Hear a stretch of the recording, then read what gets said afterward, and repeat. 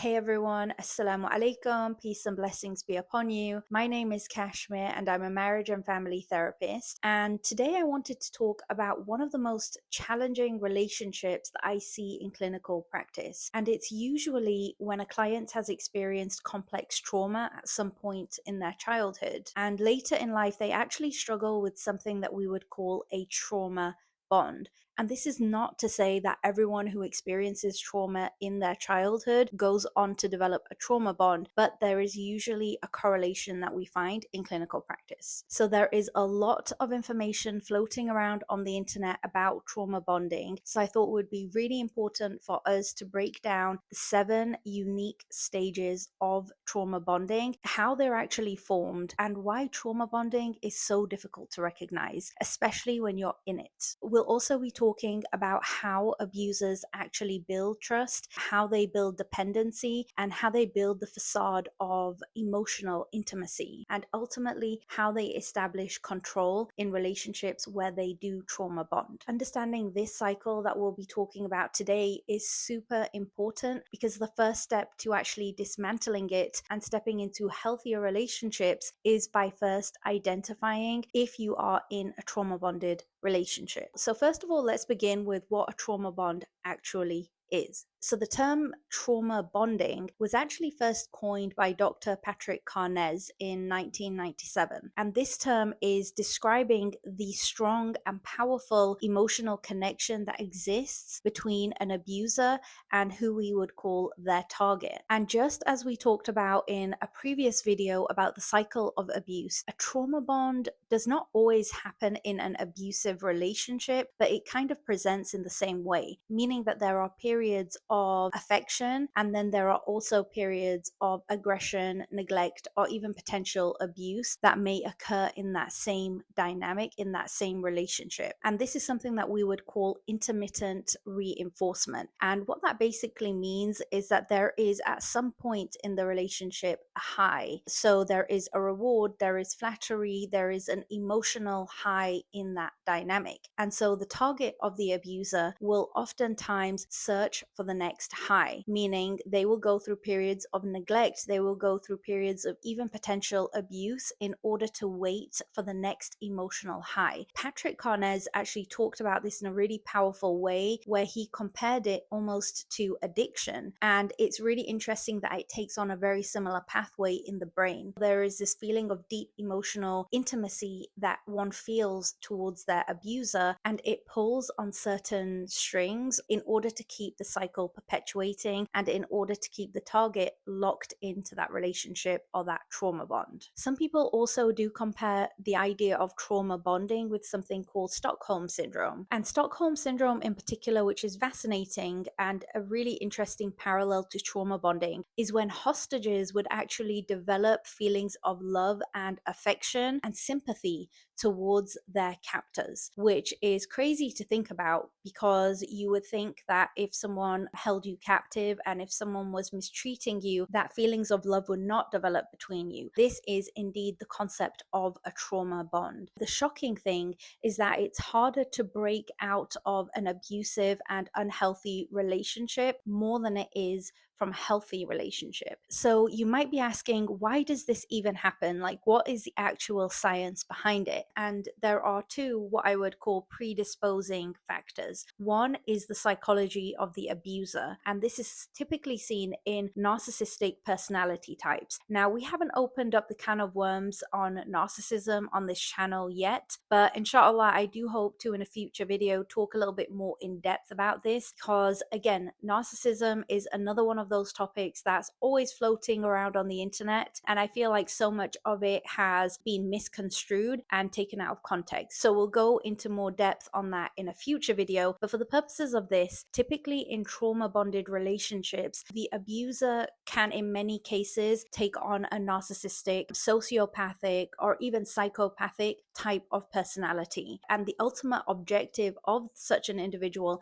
is power and control. And we can go again in depth more in a future video, but just to give a little bit of a high level understanding, typically someone with a narcissistic personality at some point in their life did feel helpless, did feel like they were not in a position of control. Maybe they experienced neglect or abuse, even. So, in the future, their ultimate goal is to establish control, albeit in unhealthy ways. The second predisposing factor of a trauma bond is actually the target's attachment needs. And this is why it's really important to uncover our own individual attachment styles, because it goes all the way back to childhood. And if we think of this from the perspective of a child, so let's say a child is younger, they depend on their primary caregiver for all of their emotional needs. They expect safety, they expect nurturing, they expect unconditional love, they expect comfort if they are in discomfort. Essentially, they are dependent on their primary caregiver. But if that primary caregiver was experiencing addiction, or they were neglectful, or they were withdrawn, or even abusive to that child, the child, instead of understanding that dynamic to be unhealthy, actually begins to internalize it, because a child has a very egocentric perspective of the world. And so they don't see it as my parents are bad, my parents are flawed, my parents didn't treat me well. They see it as there must be something inherently wrong with me. They have very low self-esteem and low self-trust, and they believe that they are the reason why their parent is not giving them the unconditional love and the protection from harm. And so if the earliest model of connection and bonding is very flawed and unhealthy, a child doesn't always realize that until maybe they grow into adulthood. And then when they become an adult, they start to understand the patterns. But in their nervous system, there's still a part of them which feels a familiarity with that unhealthy dynamic that they had with their primary attachment figures. And this predisposes them to seeking out partners who embody those same unhealthy patterns that they experienced from their primary attachment figures. And that's why a lot of people say that a man or a woman seeks out individuals who kind of embody and represent in a way what they knew of their parents. And there's absolutely science to back that concept up. And as we mentioned, it comes into the topic of trauma bonding and is actually a critical predisposing factor to why some people may be more susceptible to trauma bonding compared to others. So now that we've established like a good foundation about what trauma bonding is and some of the factors that might predispose an individual to forming a trauma bond, now let's talk about the actual stages of trauma bonding. On my whiteboard over here, I have a little pointer, and we'll talk about the first one, which is love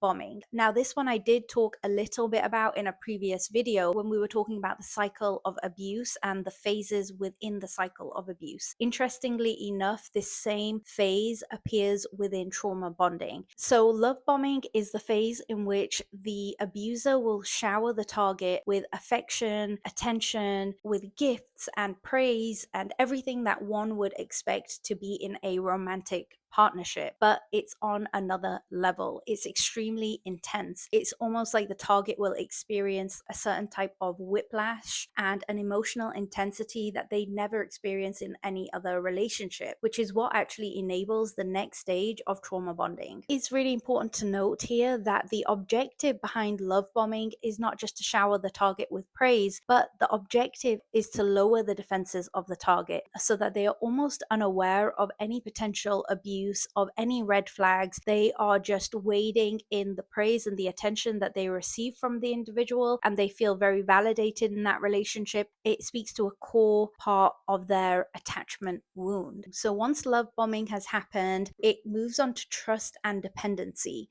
And so the target develops trust and dependency, as this stage states, and they feel a closeness, even though it is more of a neurochemical type of closeness. It's almost like the facade of intimacy, and they feel this connection to this individual. And it's because, as we talked about, the abuser manifests a cycle that the target is familiar with. So it's a familiar type of chaos, it's a familiar type of attachment, and they feel, because of that familiarity, a sense of closeness and a sense of trust towards that individual. It's also interesting because if in this phase of trust and dependency the target begins to express questions around trust and intimacy, the abuser will be very quick to flip the script, and they will say things like, "Why don't you trust me?" or "How could you do this after everything that I've done for you?" And if they need to, the abuser will use guilt, shame, and fear to keep the target in this phase so that they can then swiftly move on to number 3, which is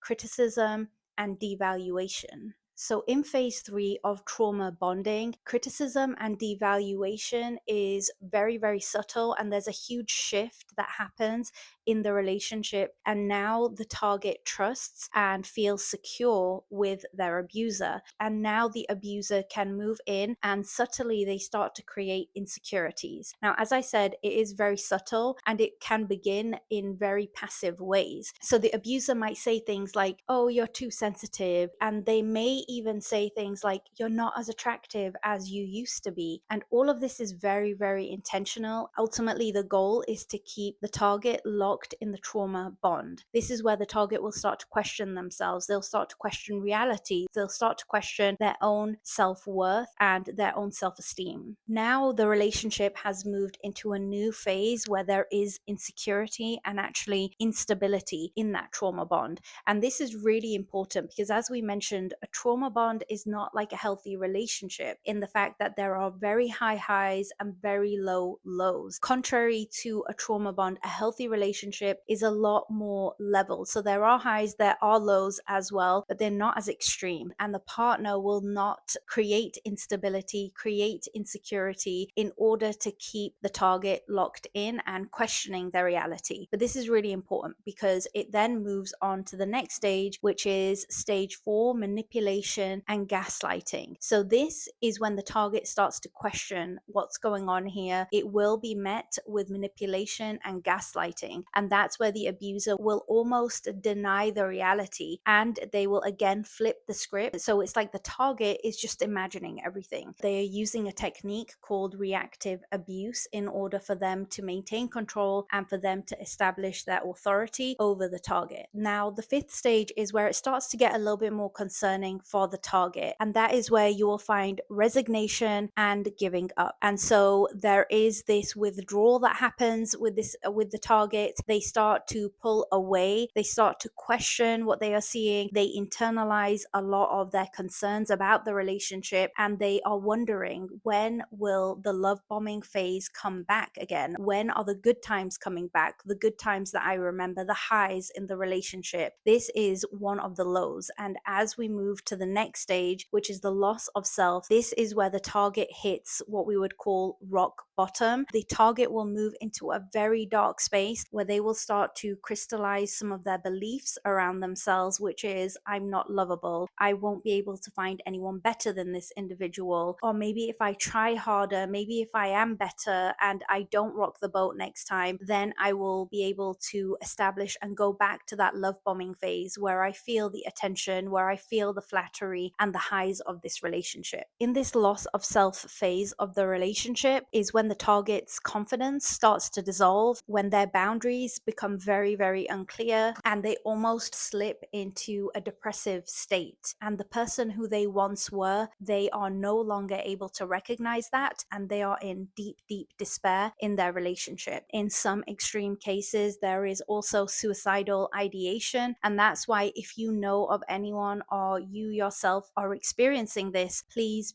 seek external help, because safety planning at this point is most critical. And in order for you to be able to break the trauma bond, you need to connect with your support systems and do the deeper work in order to loosen the attachment that you might be finding yourself in. And finally, the last stage, which is a representation of actually all of the 7 stages, is the emotional addiction that the target has to the cycle. As they are going through the lows, they are constantly seeking out that high again, and that keeps them locked into the relationship because of the push, the pull, the high, the low, the emotional intimacy that they believe is connection, but is actually truly a trauma bond. Now, if you recognize yourself being in any of these phases of the trauma bonding cycle, or even having gone through it repetitively, I want you to be gentle with yourself. As we said at the very beginning, a trauma bond is very, very difficult to break. It's actually one of the hardest relationships to move away from, but it can actually be done. And the key to being successful at doing that is one, developing your own self awareness, learning about yourself, learning about your attachment styles. There are a bazillion attachment style quizzes out there on the internet. Learning more and unpacking how your childhood experiences and your early attachment is playing a role in your trauma bonding is really important, because once you're able to establish whether or not something was healthy or not for you early on in your life, then you can decide what you want for yourself in the future. And you can decide, even though something might feel emotionally intimate with someone who you might develop a trauma bond with, you can choose differently, that is the facade of emotional intimacy, and then you can establish what is healthy and what is unhealthy for yourself. Healing is possible, but only when you understand the cycle and where you fall within that.